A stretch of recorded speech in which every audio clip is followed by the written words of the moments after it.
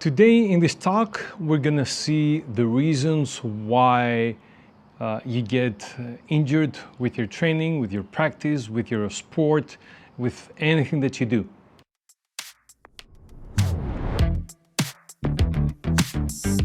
Let's say that you do a specific sport. Maybe you play tennis, maybe you play soccer, or maybe you just go to the gym. What do you usually do? You either see an athlete that you admire, either their skill, what they can do, or you see a physique that you admire and you want to have the same physique. So you're thinking, what does this person do? It does this kind of training in their weights, working with this kind of skill. So you try and do the same thing. So long down the road, you will most likely get injured, or maybe you're injured right now. Why is this happening? Here's one of the main reasons, the first main reason why this happens. Because that person you admire, the basketball player, the tennis player, MMA player, does not do only weight or does not do only that sport. Their training has a variety of elements. There is no serious athlete, and when I say serious athlete, I don't mean necessarily professional athlete that is getting paid for what they do, but I also mean about people that maybe they compete in a sport that is not giving money, but what you see, it's only a fraction of what they do. Most of these high-level or serious athletes, they don't just train on their sport. Even if you're an MMA player, you will train endurance, you will train strength, you will train technique, you will train tactic, you will train reaction time, you will train distances. You will have such a variety of training. Maybe you will even train in gymnastics or swimming. You never do just weights or just your sport. That is a misconception or maybe a lack of information that many of us in the general public don't have or don't know about. And people going to the gym and their trainers, unfortunately, forget to mention. I'm a trainer, you come to my gym, you want to tell me I want to have the physique that Brad Pitt has in Fight Club. You find Men's Health, that's a training, or I search around and I'm like, okay, that's the training he does. No, that's barely the training. He was training in boxing, he was training in endurance, he was running, he was doing all these different things. But when you come to me at the gym, 3 times a week, even 4 times a week, and you devote 1 hour or 2 hours of your time, it's not going to happen.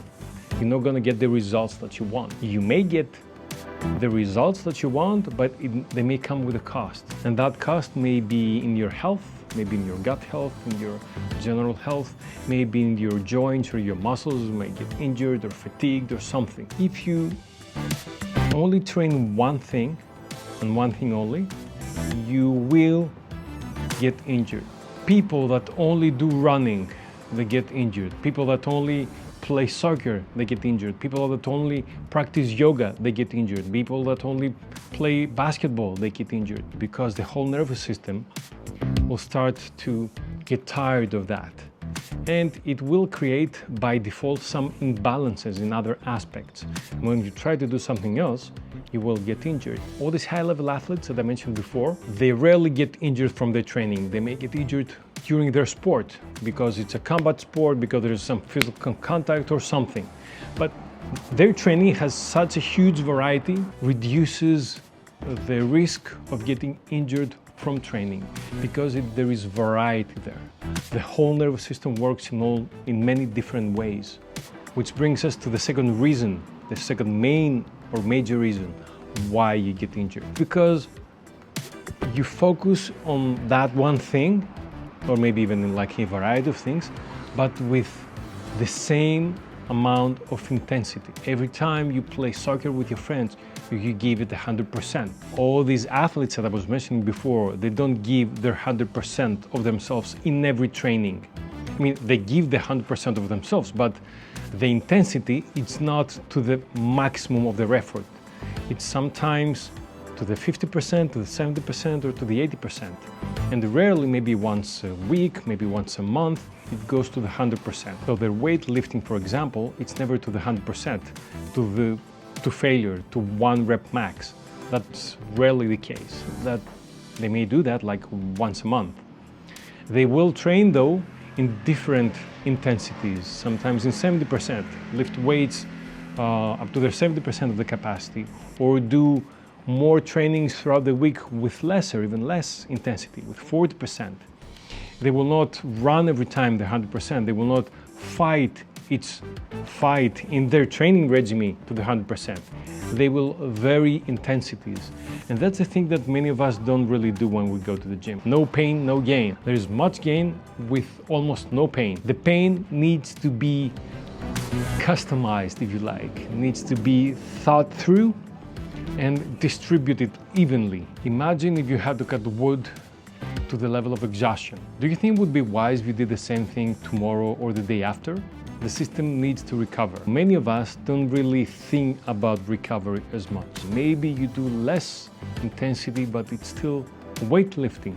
But then again, do you have the variety? Do you stretch? Do you recuperate? Do you relax? Do you allow the nervous system to tone down? So think about that next time you are about to do your workout or your training, whether it's yoga, whether it's Pilates, whether it's weights, or whether it's a group program or something at the gym. Do you have a variety in what you do? And do you always do the same intensity? If the answer is no to variety and yes to the same intensity, then you're probably on your road to injury. So be careful and take care.